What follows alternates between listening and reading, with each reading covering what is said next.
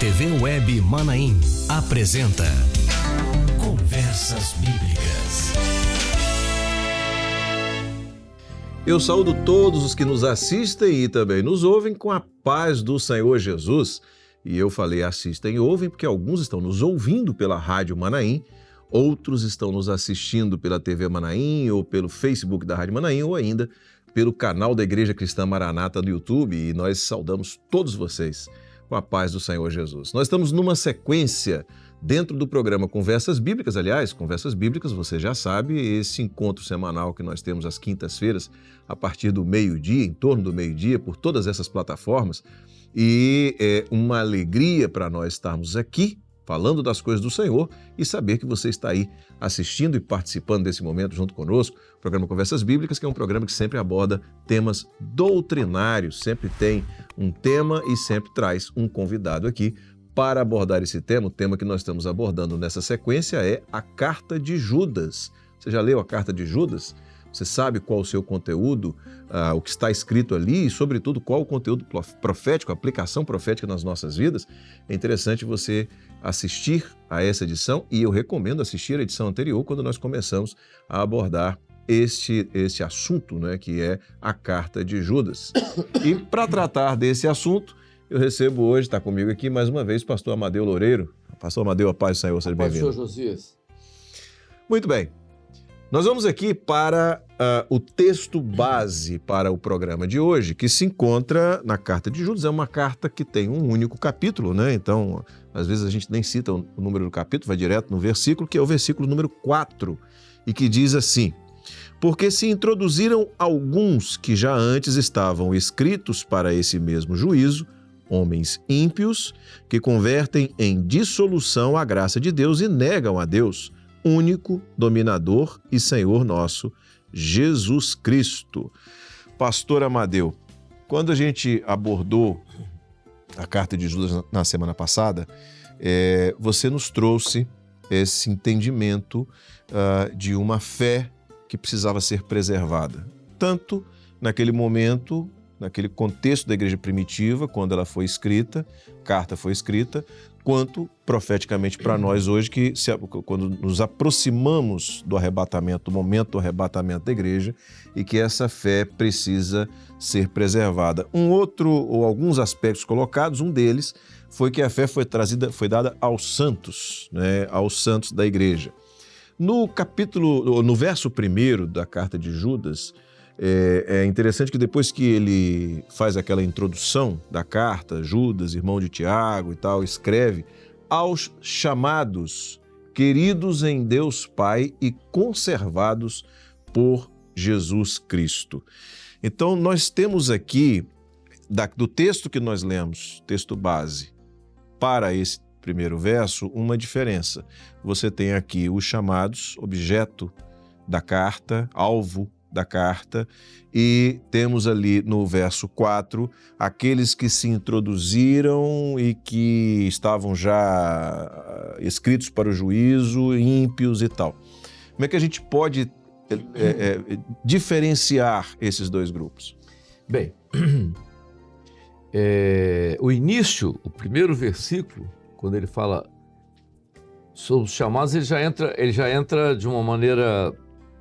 Talvez nem ele perceba isso, ou nem ele tenha percebido isso, ele entra direto na doutrina de salvação. Isso.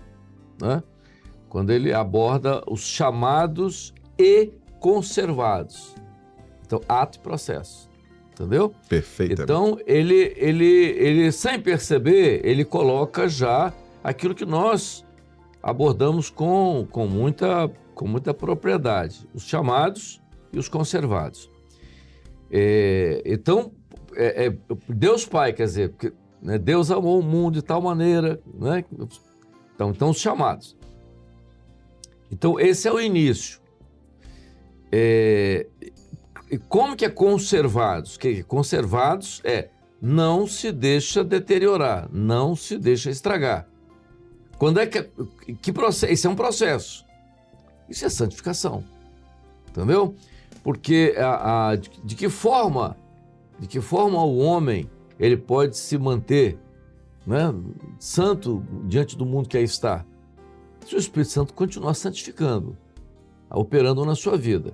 Então, conservados por Jesus Cristo, através da revelação, porque Jesus ali é a revelação.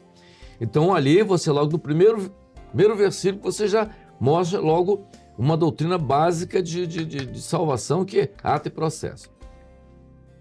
Veja, no versículo 4, porque Judas vive o início da igreja. Se nós colocarmos historicamente o início da igreja, a igreja primitiva, ela sofreu mesmo a igreja ali em Jerusalém, onde é o berço dela, ela sofreu um assédio muito grande por parte daqueles que vieram, né? E que isso está nas cartas, né? Nas cartas às igrejas da Ásia, mostrando profeticamente, quando dois grupos entraram dentro da igreja, e é esse versículo 4. Vamos pegar a história da igreja no início. Os grupos entraram dentro da igreja e tentaram deturpar a doutrina, desviar a doutrina. Foram os judaizantes que tentaram trazer toda a lei mosaica, não só a lei cerimonial, mas a lei moral, para dentro da doutrina da igreja, como também os nicolaítas, né? Há uma série de discussões sobre os nicolaítas, quem foram os nicolaítas. Alguns dizem que foram adeptos de Nicolau, que era um daqueles 7 diáconos que desviou e tal. Você diz isso, alguns falam historicamente e tal. Mas o que se sabe é que esses se desviaram. Quando ele faz essa colocação aqui, ele historicamente está dentro disso, desse grupo que se desviou, entendeu? Então ele mostra aqueles que introduziram alguns de vós, que se desviaram, caminho daquela coisa toda. Como a carta ela é profética, então ela também reporta aos nossos dias. Da mesma forma, porque Josias, a operação do Espírito Santo, ela tem uma linha e o adversário também tem. Você está entendendo?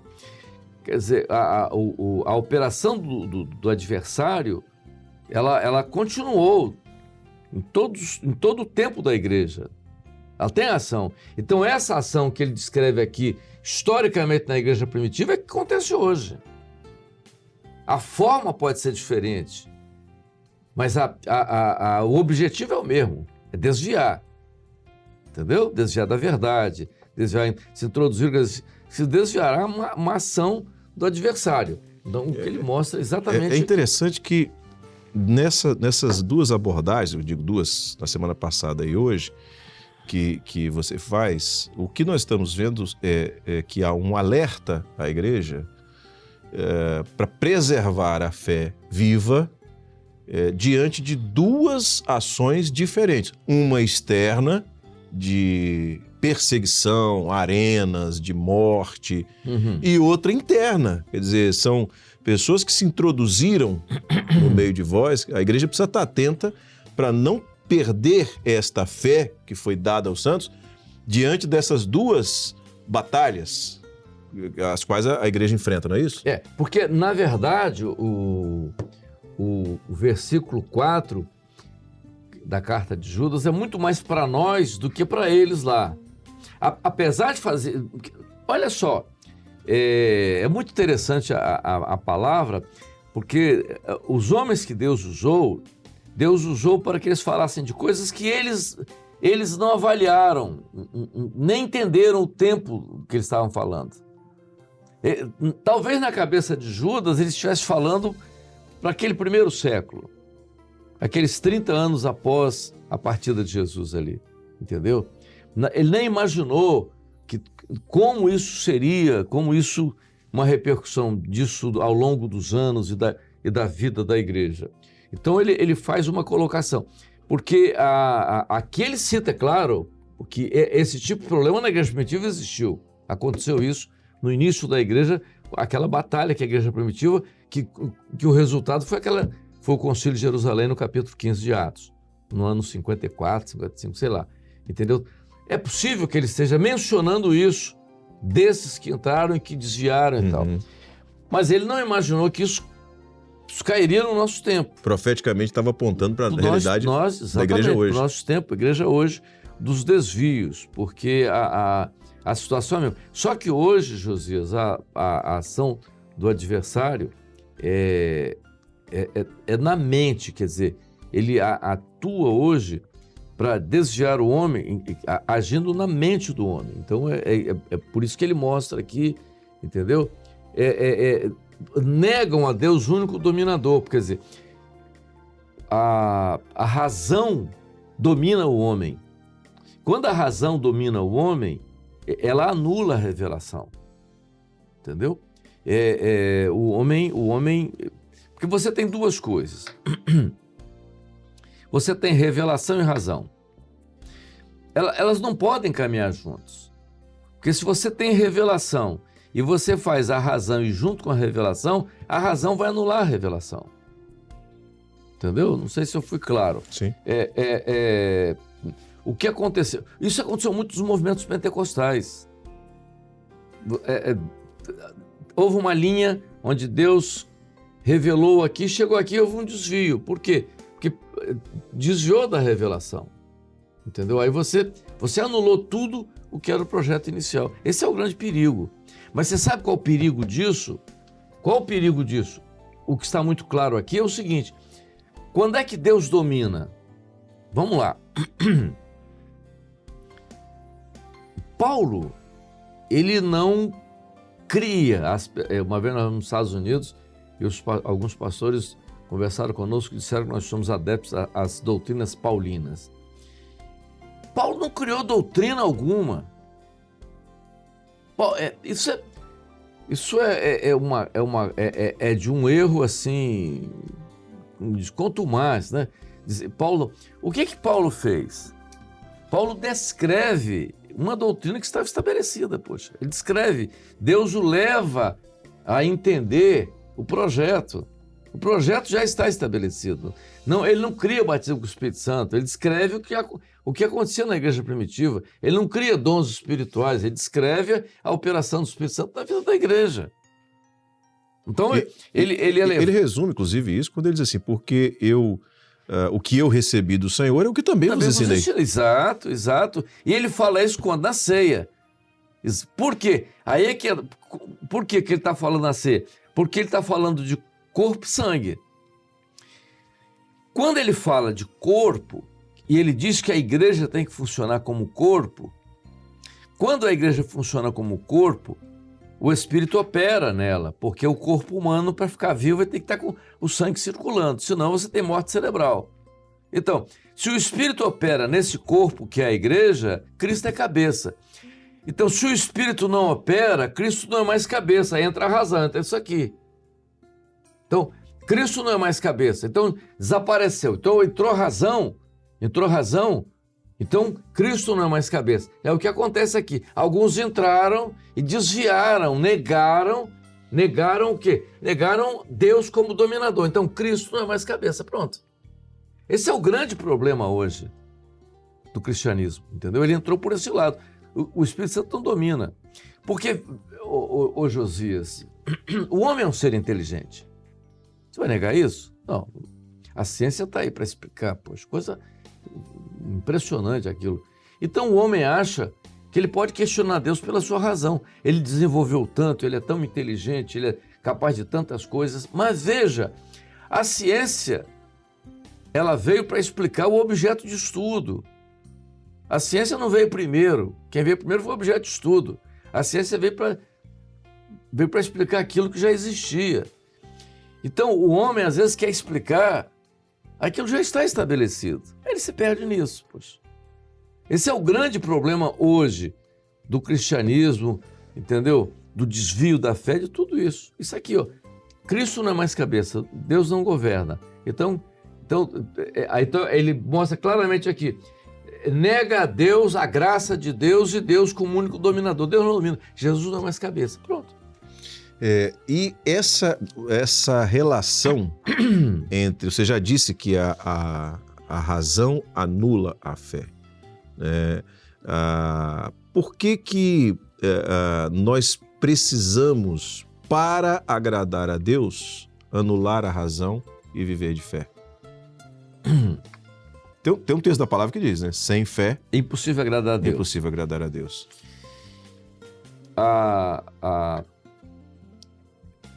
Se nós pegarmos na Bíblia os homens que agradaram a Deus e os homens que desagradaram a Deus, a resposta está aí.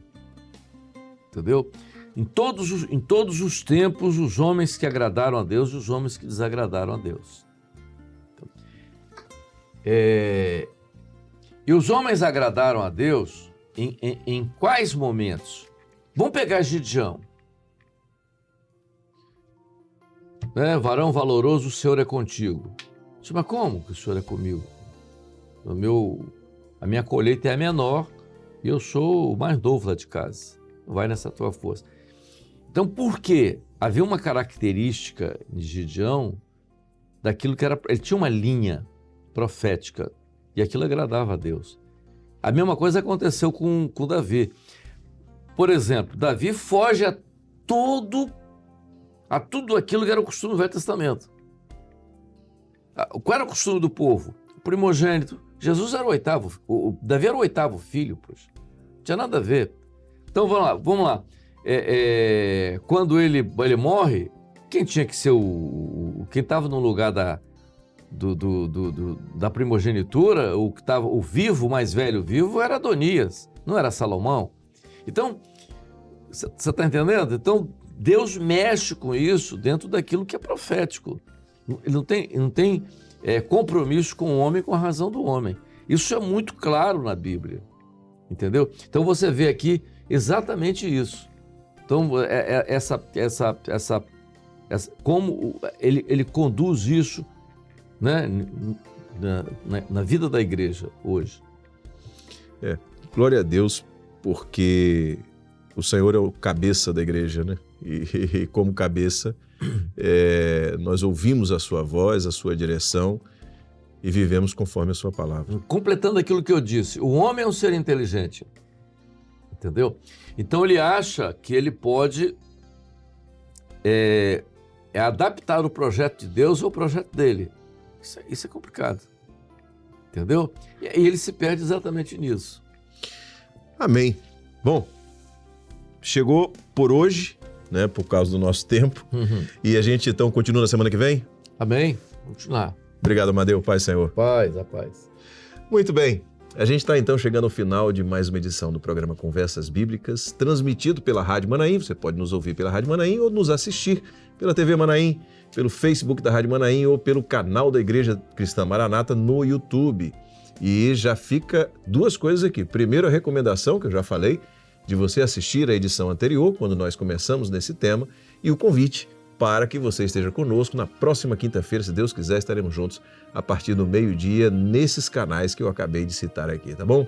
Deus abençoe, a paz do Senhor. Rádio e TV Manaim juntas, anunciando o Evangelho Eterno.